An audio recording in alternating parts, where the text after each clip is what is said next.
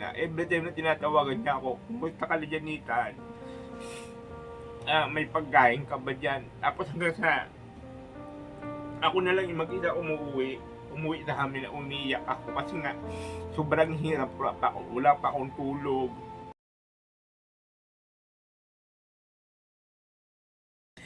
So hello, magandang araw po sa ating lahat. Ayan, ito naman yung link ko, this is Nathan Cute Vlog. At kung kayo po ay hindi pa po nakapag-subscribe, baka naman, di ba?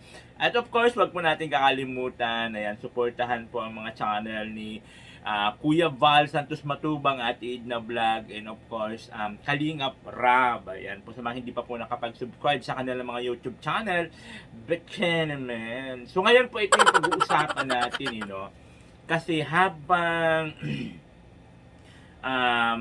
nabasa ko talaga itong comment sa akin ni Kuya Val, hindi ko talaga mapigilan maluha. Hindi ko mapigilan maluha kasi kumbaga kahit na malayo tayo sa kanya, kahit na malayo tayo kay Kuya Val, andyan pa rin yung concern niya sa akin. Naalala ko nga nung time na yung time na nag-positive tayo doon sa Tabugon ba yun? Yung sa Tabugon yata, yung boundary ng Cam Norte bago ka makapasok. Nung kasama ko yung mga taga Naga na pupunta dapat kami sa last night ni Lula Damiana, na naharang kami kasi nga po ako nag-positive sa nung kasagsagan pa nung COVID-19 na yan, di ba? So, every minutes, ayan, minuto nung na-hold ako doon, panay tawag sa akin ni Kuya Val, tinatawagan niya ako, Nathan, kumusta ka na dyan, di ba? Hanggang sa umuwi ako sa amin, ito talaga, hindi naman sa hindi naman sa pag-iinarte, kumbaga, talaga talaga yung concern ni Kuya Val. Ayan, pasensya na talaga kayo kasi hindi ko talaga mapigilan na maluha habang nagmumuni-muni ako, habang nagmumuni-muni ako na talagang ramdam ni Kuya Val yung paghihirap ko nung time na yon na ako lang yung nahuldo, na iwan ako ng mga kasama ko kasi nga ako yung nag-positive. Na every time na tinatawagan niya ako, kumusta ka na dyan, Nathan?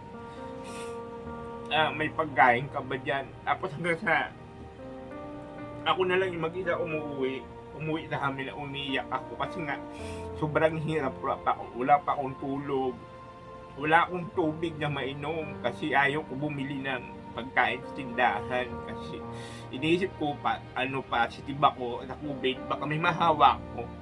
Tapos ito si Kuya talagang tawag na tawag kahit gabing-gabi na madaling araw, tinatawagan niya ako kung kumusta na ako kasi malakas yung ulan. Pag uwi ko, basang-basa ako sa ulan habang nagmumotor pa ako natin. Na kinukumusta niya ako lagi.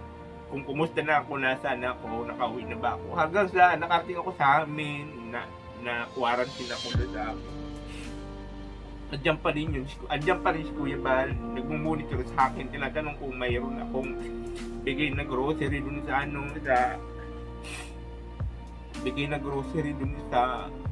ko quarantine, kung may pagkain ba ako, kung may pang-alawan ba ako. So nakakaiyak lang talaga kasi naulit na naman ito ngayon kay Kuya Val. Kasi nakita niya yung paghihirap ko ngayon. Sobrang bagsak talaga yung channel ko. Tapos gustuin ko man po mag-charity, kaya lang po dahil sa sakit ko, hindi naman ako pwede lumabas-labas na dahil inaagnas yung katawan ko. Kaya yun naulit na naman nung nag-live ako kagabi. Inoopera naman ako ni Kuya Val, pinapapunta niya ako sa diet kahit bigyan niya ako ng kahit siya na lang ang bahala sa sa pang-allowance ko. Nakakaiyak lang talaga kasi kung magaramdam mo yung parang isang ama, si Kuya Val, na nag-ano sa mga anak niya. Kasi siyempre nakikita naman kasi niya na talagang bagsak yung bagsak talaga yung channel ko ngayon. Kasi hindi naman nga ako makapag-charity. Ayoko naman kasi na pumunta ako sa diet, tapos hindi naman ako makasabay sa kanila kasi siyempre mabibilad ako sa araw. Hindi naman pwede mag-charity doon na lagi lang ako sa loob ng sasakyan. Pilit, kaya ko naman makipagsabayan sa kanila. Ang problema lang talaga yung sakit ko na psoriasis, diba? Masyado kayo sa mahapdi, mahapdi, tapos makirot, makati pagka nagtitrigger sa, especially pagka na ano sa araw, na nabibilad siya sa araw.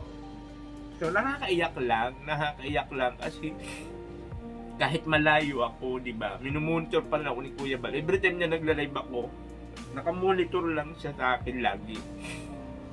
Di ba? Gustong gusto ko bumalik sa diet. Siyempre para sa views, di ba? Magka-views yung channel natin. Kasi yung channel talaga natin masyado ng dapa. Masyado ng bagsak, di ba? Kaya lang ito, no choice ako, kaya nga nagpaalam ako sa kanya na kahit Kalingap Rab, mag-reaction na lang muna kasi nga talaga yung sakit ko. Although panay ako tawa sa pag nagla-live ako. Kasi ayoko kasi na, siyempre, kumbaga yun, nakasanayan na yun ng mga viewers natin na every time na nagla-live ako, nagbablog ako, ayoko ng mga malulungkot.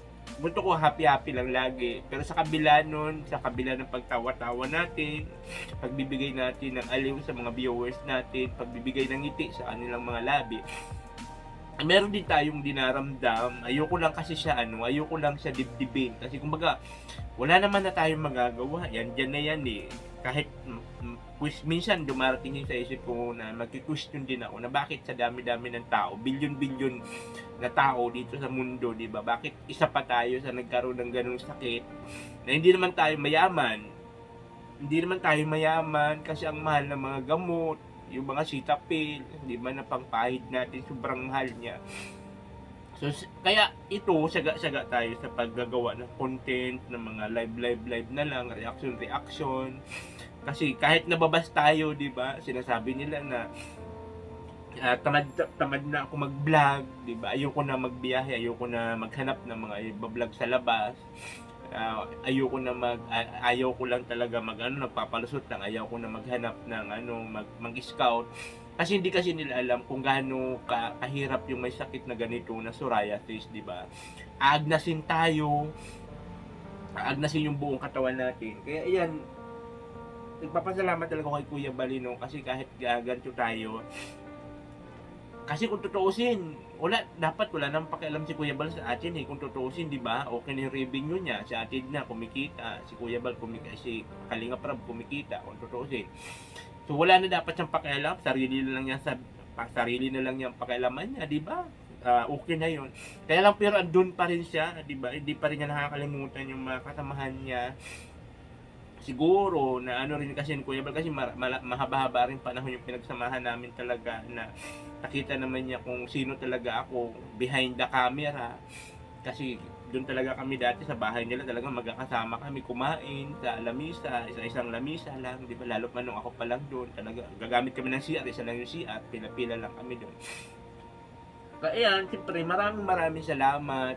Minsan lang ako maging emotional kasi ramdam ko talaga na andyan pa rin si Kuya Bal.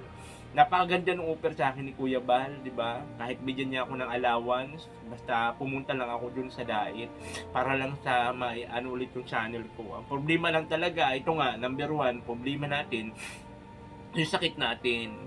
Tsaka ito pa ngayon, wala tayong kasama dito. Siyempre, nagano tayo sa anak natin kasi si Papay, umuwi ng probinsya kasi kailangan magpagaling ni Papay dahil sa kanyang sakit sa puso. So, kailangan niya makalanghap-langhap ng sariwang hangin, makalakad-lakad doon kasi kung dito ay sa bahay panay na lang siya upo, anood ng TV, yung ganun. Kaya andyan pa rin si Kuya Bal, gusto pa rin niya ako iahon, gusto pa rin niya iangat yung channel ko na sana magkaroon ulit ng views. Pero okay lang, tiyaga lang, di ba? Pero pag may magkakataon naman talaga, gustong-gusto ko naman bumalik doon. Ang problema talaga siyempre financial. Mahirap naman mag-stay ako doon sa diet, di ba? Mag-stay ako sa diet na wala man lang tayo kahit pang share man lang, pang bili ng ulam, o kahit man lang pang gasolina. Kaya maraming salamat. Lalo na doon sa may-ari ng sasakyan natin, na hindi pa siya binabawi kahit alam niya na hindi na tayo nakakapag-charity. Pinapagamit pa rin niya sa atin. Basta ang usapan namin yung maintenance, walang pabayaan. ino-open niya nga yan sa akin. Sabi kung makaluwag-luwag, kahit hulug-hulugan ko na lang yung sasakyan, sabi ko wala pa talaga akong panghulog yan kung sakali. Napakabait, ayan, napakabait ng may-ari ng sasakyan kasi hindi pa sa atin binabawi yan.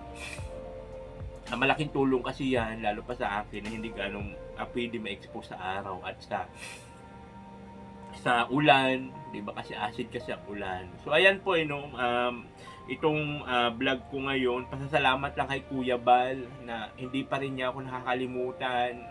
Hanggang ngayon, andyan pa rin siya, di ba, para nakasubaybay, di ba, parang isang ama talaga na nakasubaybay sa kanyang mga anak. So ayan po, Kuya Bal, maraming salamat kasi nandiyan ka pa rin, di ba, kahit malayo ako, nandiyan ka pa rin, willing ka pa rin na tulungan yung mga channel namin yan.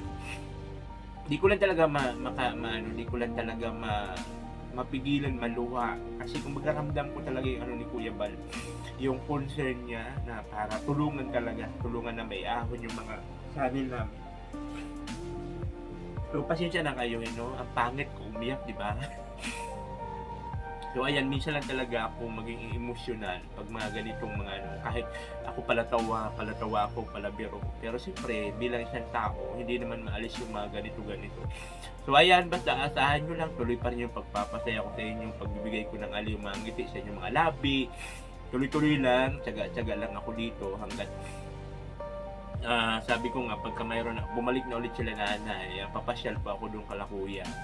Pagpapakita ulit ako doon para naman matuwa si Kuya Bal, no, na muli tayo makita. So ayan po, maraming salamat sa inyo. So pasensya na po kayo kung masyadong emotional tong vlog ko ngayon. Alam ko na hindi kayo sanay sa ganitong vlog live o upload ko kasi every time talaga na upload ko puro masaya. So ayan po, maraming salamat. Ayan, sa mga hindi nag-skip ng ads, sa mga lagi nandyan, maraming salamat. Sinusuportahan nyo pa rin yung lingkod kahit bagsak na yung natin, yung YouTube channel natin. At siyempre meron din tayong Facebook kahit papano. Ayan, makatulong-tulong din magkaroon ng revenue kahit papano. Ayan po, maraming salamat po sa inyo. I love you all. Bye-bye. Halika at tumawa ka, Nathan Cute Vlog ang magpapasaya. Handa rin tumulong sa mga kapwa, pagtulong sa nangangailangan di magsasawa. Nathan Cute Vlog ang hanapin mo.